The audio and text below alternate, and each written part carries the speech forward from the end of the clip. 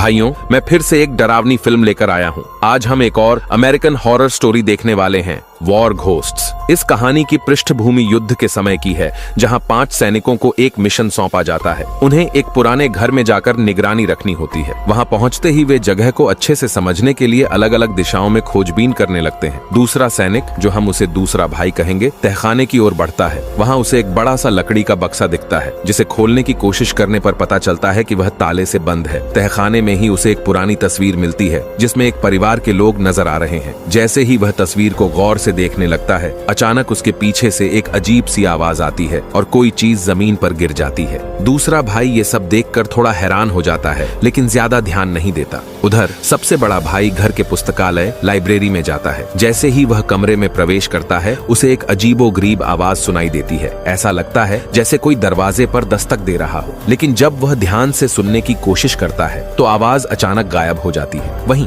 तीसरा भाई मोमबत्ती जलाने की कोशिश करता है, लेकिन जैसे ही वह माचिस जलाता है, हवा से तुरंत बुझ जाती है। पहले तो उसे लगा कि यह संयोग था, लेकिन जब उसने दूसरी बार कोशिश की तो फिर वही हुआ। तभी उसके पीछे दरवाजे के बंद होने की आवाज आती है। अब उसे लगने लगा कि घर में कोई और भी है। वह तुरंत चाकू निकालता है और उस दिशा में बढ़ता है। वह जैसे ही उस बंद दरवाजे के पास पहुंचता है और उसे खोलने की कोशिश करता है, दरवाजा टस से मस नहीं होता। उसे समझ नहीं आता कि ये सब क्या हो रहा है। जब वह दरवाजा छोड़कर वापस मुड़ता है, तभी दरवाजा खुद ब खुद खुल जाता है। रात के खाने के दौरान जब सभी सैनिक एक साथ बैठे होते हैं, तभी ऊपर की मंजिल से अचानक किसी के चलने की तेज आवाजें सुनाई देने लगती हैं। सभी चौकन्ने हो जाते हैं और तुरंत हथियार निकाल लेते हैं। चूंकि यह युद्ध का समय था, इसीलिए उन्हें शक होता है कि यह कोई दुश्मन हो सकता है। वे धीरे धीरे ऊपर जाने लगते हैं और आवाजें और तेज होने लगती हैं। अब उन्हें यकीन हो जाता है कि कोई उनके साथ खेल खेल रहा है। वे सभी एक कमरे की ओर बढ़ते हैं, जहां से सबसे ज्यादा आवाजें आ रही थीं। जैसे ही दोनों सैनिक कमरे की ओर बढ़ते हैं, दरवाजा अपने आप खुल जाता है। वे घबराए बिना अंदर प्रवेश करते हैं और धीरे धीरे आवाज के स्रोत का पता लगाने लगते हैं। आवाज खिड़की के पर्दों के पीछे से आ रही थी,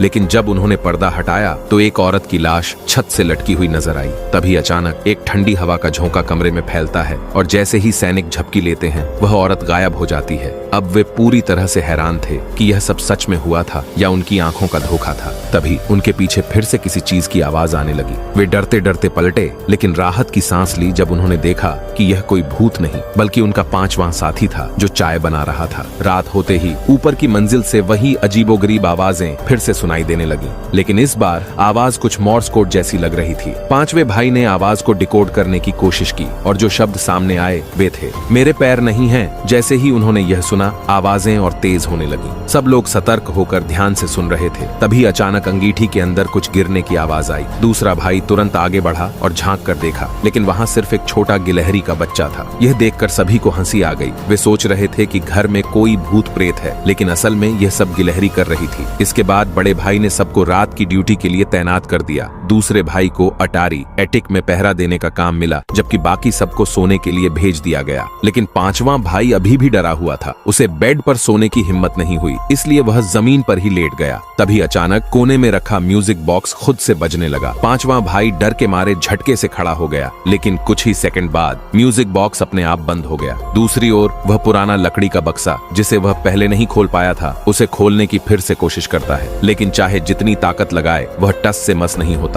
थोड़ी देर आराम करने के बाद वह फिर से पुरानी तस्वीरों को देखने लगता है। तभी उसे एक पुरानी किताब मिलती है, जिसमें इस घर में रहने वाले परिवार की कहानी लिखी थी। जैसे ही वह पढ़ना शुरू करता है, कमरे की सारी मोमबत्तियां एक साथ बुझ जाती हैं। डर के मारे वह लाइटर निकालकर मोमबत्तियां दोबारा जलाने की कोशिश करता है, लेकिन कई बार कोशिश करने के बाद ही आग जलती है। जब उसने फिर से तस्वीर की ओर देखा, तस्वीर में दिख रहे सभी लोग अचानक गायब हो गए। अब हम आते हैं दूसरे भाई की तरफ, जो इस समय पहरे पर था। वह पूरी तरह सतर्क था, लेकिन उसे यह अंदाजा नहीं था कि उसके पीछे कोई धीरे धीरे उसकी ओर बढ़ रहा है। वह बिल्कुल अनजान था और बस बाहर की ओर देख रहा था। तभी एक फांसी पर लटकी हुई औरत की झलक उसे दिखी। वह झटके से पीछे मुड़ा, लेकिन वहां कुछ भी नहीं था। उसे लगा कि यह सिर्फ उसका भ्रम था, लेकिन फिर भी वह सोचने लगा कि कोई जानबूझकर डराने की कोशिश कर रहा है। उसने तुरंत नीचे जाकर देखने का फैसला किया, लेकिन बाहर सिर्फ कीड़ों की आवाजें सुनाई दे रही थीं, इंसानों की नहीं। यह देखकर वह थोड़ा घबरा गया और इसी दौरान बड़े भाई ने यह सब देख लिया। शायद बड़े भाई ने भी कुछ अजीब अनुभव किया था। अगले दिन वे एक गोपनीय सूचना केंद्र पर पहुंचे, जहां उन्हें खबर मिली कि कुछ ही समय में 50 दुश्मन सैनिक इस रास्ते से गुजरेंगे। दूसरे भाई ने योजना बनाई कि वे जंगल में छिप जाएं और दुश्मनों के गुजरने के बाद वापस लौट आएं। लेकिन बड़े भाई इस योजना से सहमत नहीं थे। वह चाहता था कि वे घर में ही बने रहें और स्थिति पर नजर रखें। चूंकि बाकी 3 सैनिकों ने भी कोई आपत्ति नहीं जताई, इसलिए दूसरे भाई को मजबूरी में फिर से अटारी एटिक में जाकर पहरा देना पड़ा। इस बार उसने 5वें भाई को मदद के लिए बुला लिया। जब वे दोनों कमरा साफ कर रहे थे तो अचानक फर्श पर कुछ रहस्यमय निशान दिखाई दिए। दूसरे भाई ने अंदाजा लगाया कि यह कोई जादुई अनुष्ठान, मैजिक रिचुअल था। किताब में लिखी जानकारी के अनुसार ऐसा लगता था कि इस घर में रहने वाले परिवार को पहले दुश्मनों ने फंसाया था और फिर उनकी दर्दनाक मौत हुई थी। यह सब सुनकर दूसरा भाई हैरान रह गया, लेकिन इस समय सबसे जरूरी काम था सामान हटाना। वे दोनों मिलकर एक पुरानी अलमारी को दूसरी जगह रखने की कोशिश कर रहे थे ताकि पहरेदारी के लिए सही जगह बन सके। लेकिन जैसे ही वे अलमारी को उन रहस्यमय निशानों के बीच ले गए, उसकी दरवाजे अपने आप बंद हो गए। अलमारी के दरवाजे में दबकर 5वें भाई की उंगलियां मुड़ गईं और वह दर्द से चीख उठा। उसे लगा कि दूसरे भाई ने यह जानबूझकर किया और गुस्से में वह अटारी छोड़कर चला गया। दूसरा भाई थोड़ा परेशान हुआ और अलमारी की ओर देखने लगा। तभी उसे आईने में एक अजनबी आदमी की परछाई दिखाई दी। जब उसने पीछे मुड़कर देखा, वहां कोई नहीं था। फिर से जब उसने आईने में झांका, वह परछाई भी गायब हो चुकी थी। दूसरी तरफ बड़े भाई और उसकी टीम ने दुश्मनों की मूवमेंट को ट्रैक करना शुरू कर दिया था। तभी बेसमेंट से अचानक एक अजीब आवाज आई। ऐसा लगा जैसे कोई बुजुर्ग व्यक्ति कुछ बड़बड़ा रहा हो। वे अभी इस आवाज को समझने की कोशिश ही कर रहे थे कि अचानक आग जलाने वाले फर्नेस, फायरप्लेस से किसी के हथौड़े मारने की आवाजें आने लगी। उन्होंने पिछली बार की तरह मोर्स कोड से इसे डिकोड करने की कोशिश की, लेकिन अभी वे इसे आधा ही डिकोड कर पाए थे कि अचानक 5वें भाई का शरीर अजीब तरह से कांपने लगा और वह अपने ही शरीर पर नियंत्रण खो बैठा। फिर से वही रहस्यमय आवाज गूंजी, अगर तुम यहाँ से गए तो मौत तुम्हारा इंतजार कर रही है। हैरान करने वाली बात यह थी कि यह संदेश बिल्कुल वही था जो उन्होंने किताब में पढ़ा था। तभी उनके पीछे कुछ सरसराने की आवाज आई। दूसरा भाई वहां आया और सभी को तनाव में देखकर चौंक गया। उसे समझ नहीं आ रहा था कि ये सब अचानक क्यों हो रहा है। रात होते ही दुश्मन सैनिकों की गाड़ियां उस घर की तरफ बढ़ने लगीं। जैसे ही दुश्मन घर के करीब पहुंचे, एक सैनिक ने अंदर एक हैंड ग्रेनेड फेंक दिया। तीसरा भाई सबसे आगे था। वह अपनी जान की परवाह किए बिना पूरी ताकत से दौड़कर ग्रेनेड पर कूद गया। बड़ा धमाका हुआ। धमाके की लहर से बाकी सब इधर उधर बिखर गए। जब बड़े भाई ने तीसरे भाई की तरफ देखा तो उसका शरीर खून से लथपथ था। लेकिन अभी लड़ाई खत्म नहीं हुई थी। चूंकि दुश्मनों की संख्या बहुत ज्यादा थी, बाकी के लोग फिलहाल छिपकर सही मौके का इंतजार करने लगे। इस बीच चौथे भाई के कमरे में एक दुश्मन सैनिक दाखिल हुआ। वह धीरे धीरे पीछे से हमला करने के लिए आगे बढ़ा, लेकिन तभी कुछ ऐसा हुआ जिससे उसका खून जम गया। दुश्मन सैनिक बाथटब में अजीब तरह से तड़प रहा था, जैसे कोई उसे अंदर खींच रहा हो, लेकिन वहां कोई था ही नहीं। चौथा भाई यह सब देखकर डर के मारे अपनी जगह से हिल भी नहीं पा रहा था। इसी बीच 5वें भाई का सामना भी एक दुश्मन से हुआ। जब वह अपनी बंदूक में गोलियां भर रहा था, तभी पास रखी कुर्सी अचानक खुद ब खुद हिलने लगी। लेकिन अब हमला करने का समय था। जैसे ही 5वां भाई उठा और दुश्मन पर गोली चलाने के लिए तैयार हुआ, ठीक उसी समय दूसरे भाई ने भी एक दुश्मन पर निशाना साधा, लेकिन उसका दुश्मन पहले ही मर चुका था। वह फांसी पर लटका हुआ था, उसके हाथ भी पीछे बंधे हुए थे। कुछ ही पलों में सभी दुश्मनों की रहस्यमय तरीके से मौत हो गई। तीसरे भाई की हालत बहुत गंभीर थी, लेकिन वह अभी भी जिंदा था। इसके बाद 5वें भाई ने किताब की कहानी सुनानी शुरू की। उसने कहा कि जो कुछ भी अभी हुआ वह उसी तस्वीर में दिख रहे परिवार की मौत के दृश्यों जैसा ही था। किताब के मुताबिक दुश्मन सैनिकों को शक था कि वह परिवार जासूस था, इसलिए उन्होंने बिना सोचे समझे उनके घर पर हमला कर दिया। उन्होंने बेटे को जबरदस्ती बाथटब में डुबो दिया, बेटी को फांसी पर लटका दिया, माता पिता पर तेल डालकर उन्हें जिंदा जला दिया और पूरे परिवार को बेरहमी से मार दिया गया। यह सुनने के बाद सभी को सच्चाई समझ में आ गई। यह घर सच में भूतिया था। अब बड़ा भाई बाथरूम की तरफ गया। वहां बाथटब पूरी तरह पानी से भरा हुआ था। उसे लगा कि शायद 5वें भाई ने पानी छोड़ना भूल गया है, लेकिन जैसे ही उसने पानी निकालने के लिए हाथ बढ़ाया, वहां अचानक एक बच्चा दिखाई दिया। जैसे ही उसने ऊपर देखा, वह बच्चा गायब हो गया। बड़े भाई ने जल्दी से कहना शुरू किया कि वह कोई दुश्मन नहीं है। फिर जब उसने दोबारा आंखें खोली तो वह लड़का सच में गायब हो चुका था। तभी बड़े भाई को महसूस हुआ कि उसकी पीठ अचानक ठंडी हो रही थी। उसने पीछे मुड़कर देखा, लेकिन वहां कुछ भी नहीं था। और फिर अचानक किसी ने उसे जोर से पकड़कर पानी के अंदर खींच लिया। बच्चे की मौत का पूरा दृश्य उसके सामने था। फिर अचानक बड़े भाई ने जोर से सांस लेते हुए आंखें खोली। यह सब सिर्फ एक भयानक सपना था। इसके बाद वह बेसमेंट तहखाने में गया। वहां 5वां भाई पहले से ही कुछ ढूंढ रहा था। उसने कहा कि वह इस घर से जुड़े सबूत खोजने की कोशिश कर रहा था। बड़े भाई ने एक तस्वीर की तरफ देखा ही था कि अचानक उसकी टॉर्च बंद हो गई। पांचवें भाई ने यह देखा और ऊपर की मंजिल पर जाकर लाइटर लेने के लिए चला गया। तभी टॉर्च अचानक फिर से जल उठी। बड़े भाई ने अनजाने में एक मेज पर रखी एक किताब देखी, लेकिन अजीब बात यह थी कि पूरी किताब लगभग खाली थी। सिर्फ पहले पन्ने पर कुछ लिखा था, बाकी सभी पन्ने कोरे थे। बड़े भाई हैरान रह गया और तभी पांचवा भाई अचानक वापस आ गया। उसके चेहरे पर गहरी चिंता थी। वह तेजी से आया और झट से किताब छीन ली। बड़े भाई को इस हरकत पर शक हुआ। क्या पांचवा भाई कुछ छुपा रहा था? इससे पहले कि वह कुछ पूछ पाता, ऊपर से अचानक जोरदार हलचल की आवाज आई। तीसरा भाई तेजी से कांप रहा था। उसका पूरा शरीर हिल रहा था और वह लगातार बड़बड़ा रहा था, यह सच नहीं है, यह सच नहीं हो सकता। यहाँ निर्देशक ने एक रहस्यमयी मोड़ छोड़ा है, लेकिन जवाब बहुत जल्दी मिलने वाला था। कुछ ही देर में तीसरे भाई की मौत हो गई। यह देखकर बाकी सभी लोग डर के मारे कांप उठे। उन्होंने फैसला किया कि अब इस जगह को छोड़ देना चाहिए। बड़े भाई चुपचाप उनकी बात मान गया, क्योंकि वह खुद भी यहाँ से निकलना चाहता था। जब उन्होंने तीसरे भाई का अंतिम संस्कार कर दिया तो चारों भाई इस डरावने स्थान को छोड़कर आगे बढ़ गए। अब ध्यान दें, कार का जिक्र हो रहा है,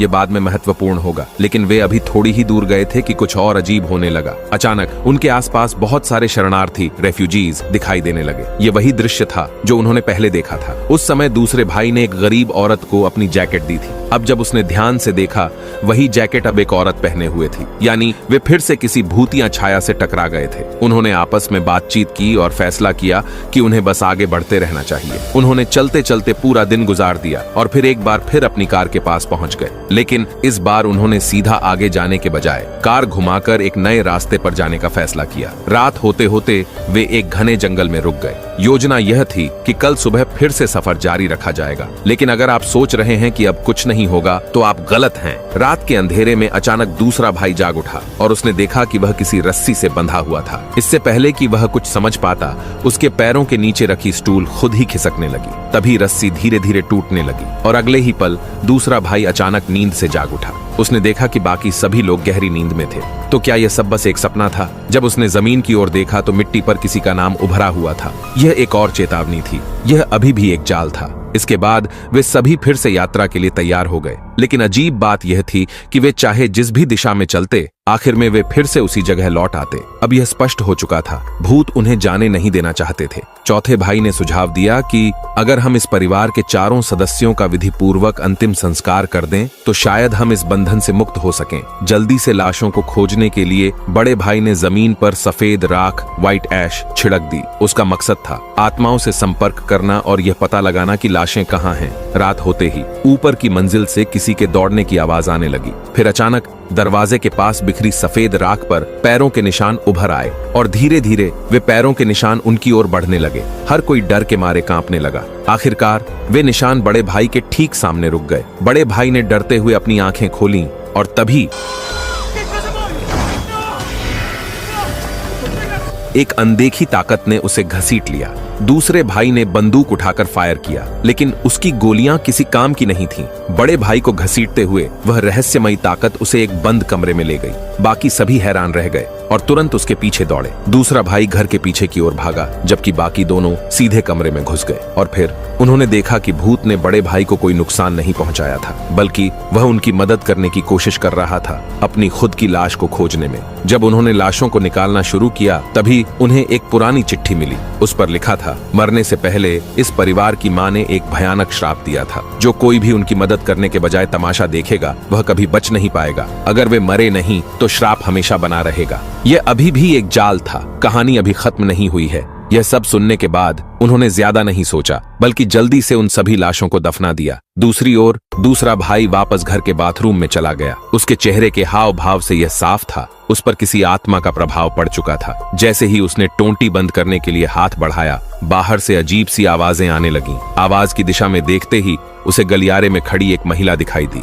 दूसरा भाई बंदूक उठाकर फायर करने वाला था, लेकिन जैसे ही उसने स्नाइपर की दूरबीन से देखा, महिला पूरी तरह गायब थी। लेकिन जैसे ही उसने दूरबीन हटाई, वह फिर से सामने खड़ी थी। दूसरा भाई जैसे ही वहां से निकलने को हुआ, बड़े भाई घर के अंदर लौट आया। उन्होंने पहले खोला हुआ संदूक दोबारा खोला। उम्मीद थी कि अंदर कुछ बहुमूल्य चीजें मिलेंगी, लेकिन जैसे ही उन्होंने अंदर झांका वहां सिर्फ सिगार भरे हुए थे। यह देखकर पांचवे भाई को कुछ अजीब लगा, क्योंकि डायरी में इस संदूक का जिक्र किया गया था, और जब उसने डायरी दोबारा खोली तो अंदर की सारी लिखावट बदल चुकी थी। अब जो लिखा था उसका मतलब था उन्हें दफनाने से कोई फायदा नहीं, क्योंकि इससे वे दोबारा जिंदा हो जाएंगे। जैसे ही पांचवे भाई ने यह शब्द पढ़े, घर की सारी लाइटें एक एक करके बुझने लगीं। अब दूसरा भाई अनजाने में उसी रहस्यमयी चिन्ह के ऊपर बैठा था। जैसे ही यह अनुष्ठान पूरा हुआ, मर चुके पूरे परिवार की आत्माएं प्रकट हो गईं। उन्होंने तीनों भाइयों पर हमला करना शुरू कर दिया। कोई फर्क नहीं पड़ रहा था कि वे कैसे बचने की कोशिश कर रहे थे। भूतों पर न तो चाकू असर कर रहा था, न मुक्के और न ही गोलियां। यह देखकर पांचवे भाई गुस्से में चिल्लाया, अच्छा, तुम लोगों को कोई हमला असर नहीं करता? देखते हैं तुम ग्रेनेड सहन कर सकते हो या नहीं। जैसे ही ग्रेनेड फटा, सारा माहौल अजीब सा हो गया। भूतों के शरीर टिमटिमाने लगे जैसे कोई ग्लिच हो रहा हो, और तभी तीसरा भाई अचानक प्रकट हुआ और जोर से चिल्लाने लगा, यह सब सच नहीं है, यह सब बस एक भ्रम है। जैसे ही यादों की झलक तेजी से दिमाग में दौड़ी, बड़ा भाई अचानक एक लैब के अंदर जाग गया और बाकी चारों भी उसके पास बेहोश पड़े थे। असल में जो कुछ भी उनके साथ हुआ, सब कुछ बस एक भ्रम था। सारी घटनाएं हाई टेक टेक्नोलॉजी से बनाई गई एक कल्पना थी। कुछ समय पहले जब वे एक मिशन पर थे, एक विस्फोट में बुरी तरह घायल हो गए थे। विस्फोट बहुत नजदीक हुआ था, जिसकी वजह से उनकी चोटें बेहद गंभीर थीं। जब उन्हें अस्पताल ले जाया गया तो बचने की उम्मीद लगभग खत्म हो चुकी थी। इसके बाद उन्हें इस गुप्त लैब में लाया गया, जहां एक विशेष मानसिक उपचार तकनीक का प्रयोग किया गया। यह तकनीक ऑटोमेटिक रूप से मानसिक भ्रम पैदा करती है, ताकि सैनिकों की मानसिक और शारीरिक रिकवरी हो सके। यह सब सुनने के बाद बड़े भाई को सब याद आने लगा। पहले उनका मिशन एक अंडरकवर परिवार को सुरक्षित निकालना था, लेकिन ठीक तभी टीम लीडर को सूचना मिली, दुश्मनों की 3 गाड़ियां तेजी से उनकी ओर बढ़ रही थीं। उनके पास सिर्फ 30 सेकंड थे छिपने के लिए। अगर वे सीधे बाहर भागते तो पकड़े जाते, इसलिए उन्होंने अंडरकवर एजेंट के घर में छिपने का फैसला किया। कुछ ही देर बाद घर के अंदर दुश्मनों की भारी संख्या घुस आई। उन्होंने बेटी को रस्सी से लटका दिया और बेटे को पानी में डुबो दिया। बड़ा भाई उन्हें रोकने के लिए बाहर जाना चाहता था, लेकिन जैसे ही उसने देखा कि बाहर और भी ज्यादा दुश्मन थे, उन्होंने हमला करने का इरादा छोड़ दिया। फिर अंडरकवर एजेंट के ऊपर पेट्रोल डाला गया और जैसे ही आग भड़की, सभी दुश्मन घर से बाहर चले गए। बड़ा भाई उन्हें बचाने के लिए दौड़ा, लेकिन बहुत देर हो चुकी थी। तभी अंडरकवर एजेंट की पत्नी अपने शरीर पर विस्फोटक लगाए बाहर भागी। वह इतनी तेज थी कि कोई भी प्रतिक्रिया नहीं कर सका, और फिर धमाका हो गया। तीसरे भाई के अजीब बर्ताव का कारण भी यही था। कुछ दिनों पहले वह अचानक होश में आया था, लेकिन जब उसने अपनी हालत देखी तो उसने आंखें बंद कर लीं और अंततः दम तोड़ दिया। यही वजह थी कि वह हमेशा कहता था, यह सच नहीं है, यह सब झूठ है। और जो मॉर्स कोड उन्होंने डिकोड किया था, उसका मतलब था मेरे पैर नहीं है। यह सब उनके दिमाग के अंदर चल रहा था। और वो अजीबोगरीब संदेश, अगर तुम यहाँ से गए तो तुम्हारी मौत पक्की है, ये भूतों का खेल नहीं था, बल्कि यह लैब का ही सुरक्षा सिस्टम था जो उन्हें चेतावनी दे रहा था। तभी बड़े भाई को एक और अजीब बात याद आई। अगर यह एक इलाज था तो उन्हें सुकून भरे और अच्छे दृश्य दिखाए जाने चाहिए थे। फिर वे डरावनी आत्माओं से क्यों मिले? उन्हें फिर से वही भयानक घटनाएं क्यों झेलनी पड़ी? और सबसे जरूरी बात, वो नाम जो जमीन पर लिखा था वो किसी को याद भी नहीं था। लेकिन जब वैज्ञानिकों ने खुलासा किया, जब बड़ा भाई बेहोश था, तो वह लगातार वही नाम बड़बड़ा रहा था। जब उन्होंने इंटरनेट पर उस नाम को खोजा तो नतीजा चौंकाने वाला था। यह एक शापित नाम है। और तभी बड़े भाई को एक और बात याद आई। जब अंडरकवर एजेंट की पत्नी मरने वाली थी तो उसने आखिरी बार वही नाम लिया था, यानी यह उसी का श्राप था। तभी पूरा लैब तेजी से कांपने लगा। बड़ा भाई डरते हुए ऊपर देखता है और वहां अंडरकवर परिवार के सभी सदस्य खड़े थे। अब सब साफ हो चुका था। ये कोई सिस्टम एरर नहीं था, बल्कि वो आत्माएं अब सिस्टम के अंदर घुस चुकी थीं। पहले वे सिर्फ भूत थे, लेकिन दफन होने के बाद वे फिर से जी उठे। अब अगर बाकी टीम को बचाना था तो बड़े भाई को वापस सिस्टम में जाना था। लेकिन जैसे ही वैज्ञानिकों ने प्रक्रिया शुरू की, उन्होंने एक भयानक गलती पकड़ ली। अगर वह दोबारा अंदर गया तो उसकी सारी यादें मिट जाएंगी। लेकिन अब रुकने का कोई विकल्प नहीं था। बड़ा भाई फिर से सिस्टम में चला गया।